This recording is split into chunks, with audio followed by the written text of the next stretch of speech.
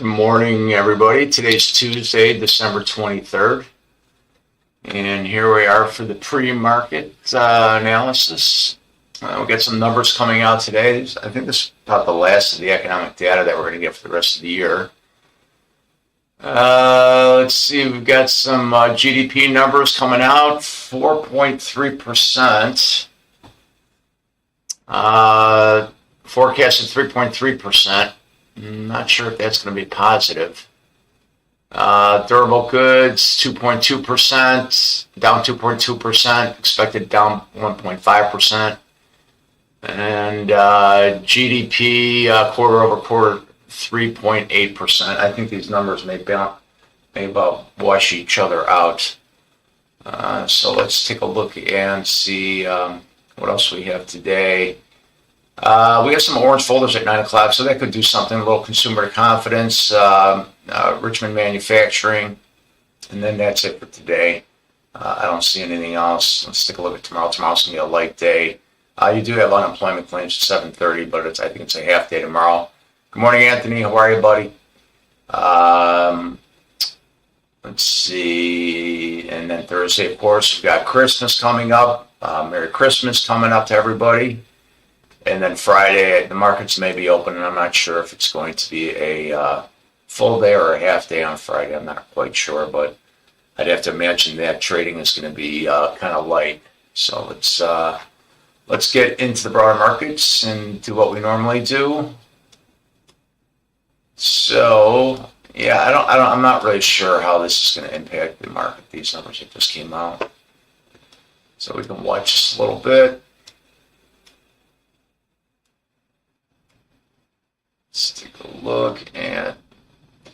So we are still above the 20-day SMA and above the 50-day SMA, not by a big number here.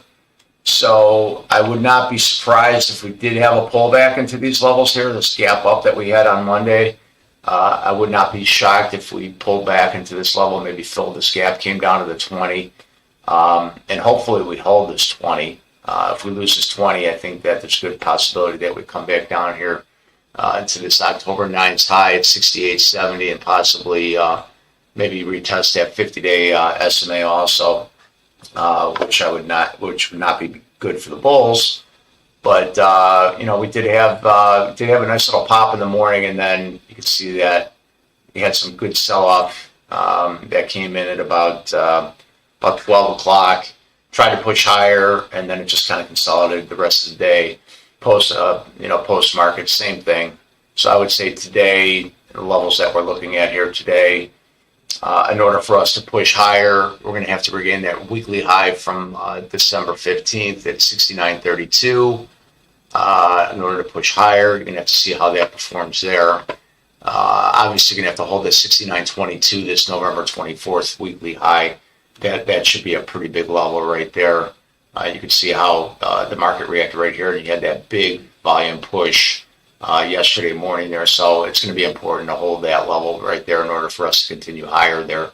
So I would say if we do lose that 69.22, we could expect some downside down to that 69.07 level, which is the low for the FOMC actually this month in December 10th. And then if we lose that, I think we come back down, we fill this gap up that we had on Monday, a week ago Monday, and then come down into that 68.92 level, which lines up with that 20-day SMA. So I wouldn't be shocked about that. So let's take a look at the NASDAQ, see what that's doing. NASDAQ is selling off a little bit too.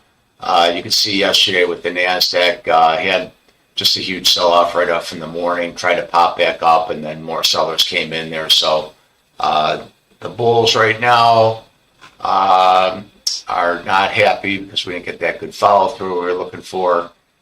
Let's get this a little larger here. We are still above this regressional trend line here, which is a good sign here. However, it's still quite a bit lower than where we are right now. We are above the 20-day SMA, so it's going to be important today when the market opens that we hold this 20-day SMA sitting down here about 25,636.35. That's going to be your first level that you're going to want to hold. It kind of lines up right in between the 50-day SMA and the 20-day SMA. It's also lines up with the gap up that we had yesterday morning. You can see this, the market gapped up from where we closed and where we opened up yesterday. So would not be surprised if this fills before maybe we go higher. So you got to watch the market and see how it performs once we get down to this level. If we did lose the 50-day SMA, sitting down at 25,603, call it 40. I think we come back down here to this high back on November 20th, which is 25,566. That may not be a bad level for the market to hold up if we did push down there. So on the upside, you can see right here, this is the yesterday's close, 25,701. In order for us to get higher, you're going to have to regain that. So I'm not looking for longs. If I was trading the NASDAQ, I would not be looking for longs until we regain this level first. Or maybe down here at the 50, but you have to see what kind of strength's going to be coming in after this pre-market sell-off right now. As far as the upside, what would make me very confident on the upside if we regain this November 28th weekly high, 25,750.75. I would say the bulls may take us for the last week of the year and try to push back up into that 25,881.25. But today very well could be a choppy day too. We could very well trade in this range here down here between 25,628 and maybe try to push back up into that 25,750. So I would not be surprised for a little chop fest for this next couple of days. So let's get into Tesla. Tesla, pretty much same thing. Tesla yesterday. Disappointing push on Tesla yesterday. I made a nice little trade on the very first candle. I thought we were going to continue to go. Made a good profit, and then just made some selective trades throughout the rest of the day, and that was it. But I really wanted us to get through that 500 level, and you can see we had major rejection. We're looking at a 15-minute candle, by the way. So we had that big rejection up there, and then big sell-off here that came at about 9 o'clock. Tried to make it back in the afternoon, got rejected again. So these levels are definitely holding up here. That all-time high set, the previous all-time high, 496, set on last week. So that's going to be a big level right there. So I'm not thinking longs. A good long is if we can get above that level. One thing to take a look at, we did set a point of control level from yesterday's close. So that's something to keep in mind.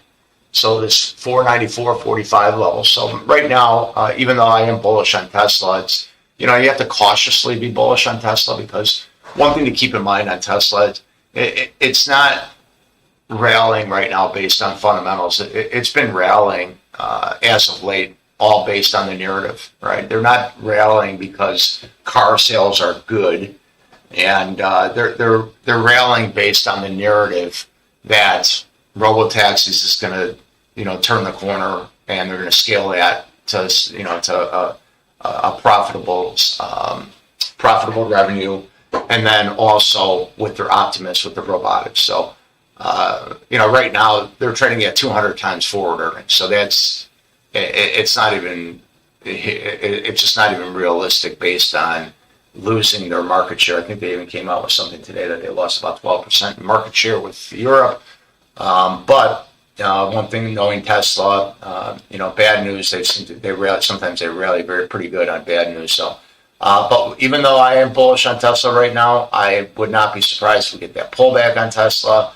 I'm not thinking long on Tesla unless we can regain some certain levels. Obviously, the first level is its previous all-time high, 488.54. It's the main level we've been talking about all the time. If we regain this level, the next level I would look for is this 488.92. So, between these two levels, you have to regain these levels and see if we pop. And then what I would probably look for is, because we had such a major sell-off here between 1 o'clock and then, again in the afternoon about 2 o'clock, it's definitely respecting these levels here. So I think that if you do get that pop today on Tesla, and right now it's you're having some pretty good sell-off in the pre-market. Let's take a look at the volume here. Like I said all the time, these candles, they can be pretty deceiving. Right now it's about only 150 130,000 shares. So let's look at this candle right here compared to this candle right here. So this candle, this red candle, looks bigger than this green candle, right? But this green candle right here represents 1.9 million shares, and this represents 132,000 shares, right? So when the market's open versus pre-market, different beast altogether. So you're not looking at the sides of the candle, you're looking down here and you're looking at your volume, your actual volume. So that's the important thing to keep track of. So even though we are having a sell-off right now, this could turn around when the market opens. If we did get a pop, I would be looking for pop and fades. What would get me interested on Tesla going long, if we can regain that 496 level, I would like us to push back into that 504, whether we get that this week or not. I think it could be inevitable over the next few weeks, but I think some downside may help that, kind of act as a little bit of a rubber band. So on the downside right now, today, I've got a bunch of levels down here. If we hit, it could be some good levels for support down here. 483.41 is the first level I've got here.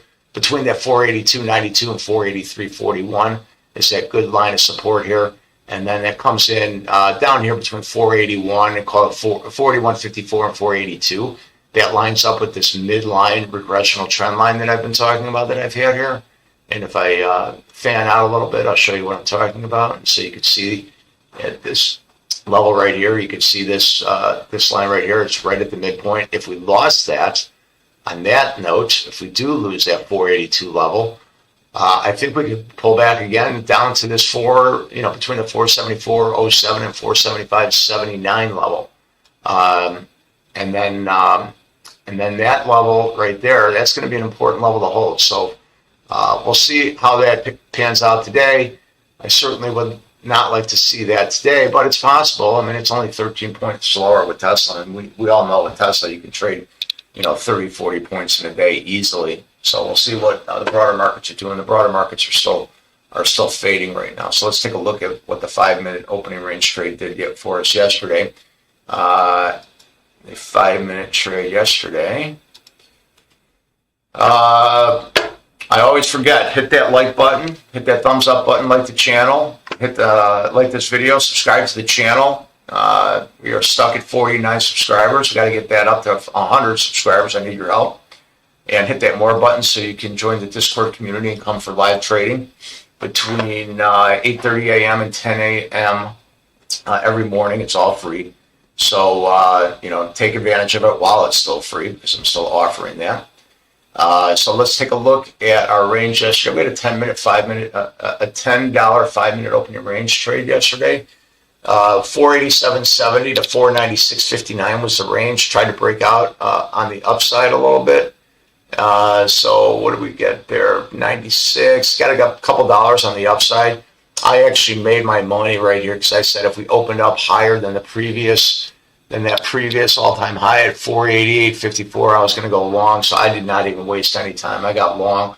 I took it right up into this, right up into this level here of that 496 level. So yesterday was a pretty good day, very short trade.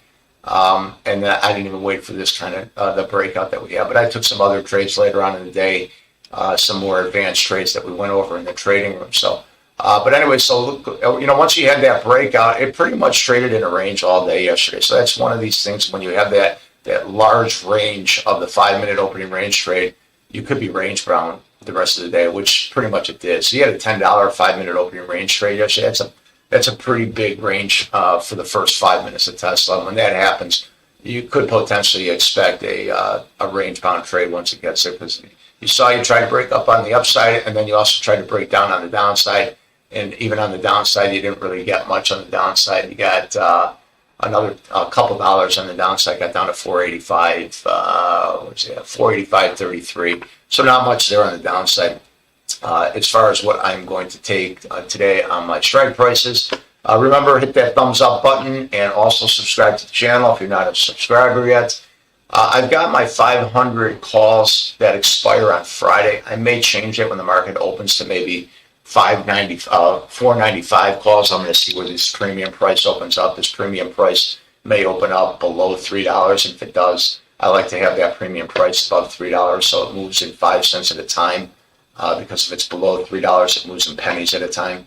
And then I have my 480 puts up here, and I may lower this to lower the premium prices. I think when the market opens up, I think this premium price is going to open up higher, probably in the high fours, maybe even in the low fives. So we'll see where that market opens up today.